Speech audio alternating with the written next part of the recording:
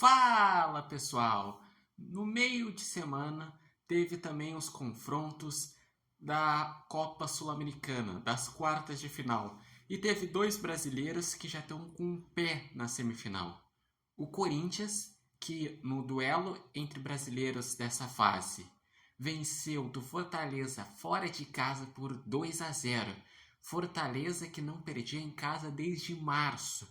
E o Corinthians fez uma partida espetacular. Que o 2-0 até ficou barato, porque teve o Thales Magno perdendo chance na cara do gol, o Yuri Alberto que também perdeu chance, mas depois fez o segundo gol. Olha, foi uma partida bem consistente do Corinthians.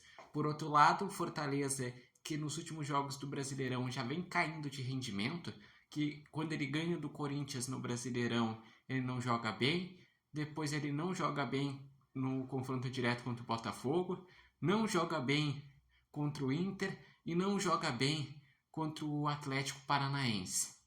Então ficou bem difícil para o Fortaleza, porque para conseguir levar para os pênaltis precisa devolver um placar de 2 gols de diferença. Então tá bem difícil. Teve também outro brasileiro que abriu 2 gols de diferença, que foi o Cruzeiro, que fora de casa venceu do Libertad.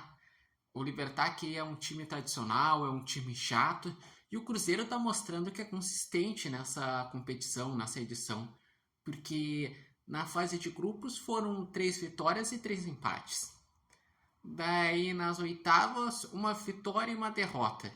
E agora uma vitória, ou seja, em toda a competição, o único jogo que perdeu foi o jogo de ida das oitavas de final contra o Boca Juniors. E na fase passada foi mais complicado, porque perdeu na ida, venceu na volta e nos pênaltis se classificou. E inclusive eu acho que Corinthians e Cruzeiro é uma grande possibilidade de se enfrentarem na final da Sul-Americana, porque cada um está num lado da chave. Quem passar entre Fortaleza e Corinthians, que tudo indica que vai ser o Corinthians, vai enfrentar quem passar entre Atlético Paranaense e Racing. E esse eu acredito que está mais equilibrado, porque o Atlético Paranaense venceu somente de 1-0, mas enfrentou um adversário que para mim é um dos melhores times da Sul-Americana, que o Racing está jogando muito. Vai jogar na volta no El Cilindro, a casa do Racing, que é totalmente reversível esse 1-0.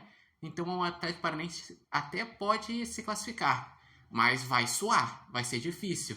E a fase do Atlético Paranaense também não tá boa, porque no Brasileirão o Atlético Paranaense tá na segunda página da tabela, vem de tropeços, então não tá legal a fase do Atlético Paranaense. Então, eu acredito que quem passar entre Atlético Paranaense e Racing pode ser que consiga chegar numa final, provavelmente contra um Corinthians ali na semifinal, avançado do Corinthians, mas eu vejo atualmente o Racing com mais possibilidade de gerar dificuldades contra um Corinthians numa semifinal do que o Atlético Paranaense devido ao momento que vive. E o Cruzeiro, que venceu por 2-0, avançando, enfrenta quem avançar entre Lanús e Independiente Medellín. E foi 0-0 na ida, na casa do Lanús. O Medellín tem a vantagem de o jogo ser na volta, então provavelmente o Medellín deve avançar, mas está tudo parelho. Pode ir para os pênaltis, pode o Lanús ganhar fora de casa, então é difícil previsão. Mas o que podemos dizer é que, diferente da Libertadores, nos jogos de ida das quartas de final da Sul-Americana, 2 já encaminharam. Outros 2 estão equilibrados. Na Libertadores, a maioria dos confrontos tudo equilibrado. E eu gostaria de saber de vocês, o que acharam desses jogos? Quais são os placares dos palpites que vocês apostam para os jogos da volta? Lembrando que a volta vai ser Corinthians e Fortaleza, na casa do Corinthians, Medellín e Lanús, na casa do Medellín, Racing e Atlético Paranaense, na casa do Racing, e também Cruzeiro e Libertad, na casa do Cruzeiro.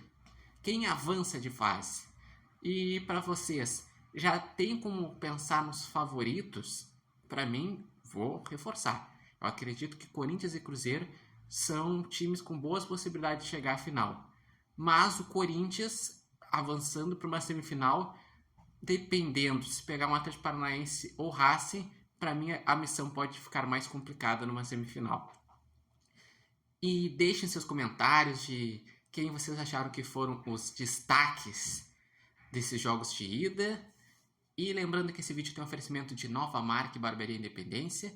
E vocês podem acompanhar o Repórter Matheus Wolff no TikTok, no Instagram e no canal do YouTube Repórter Matheus Wolff.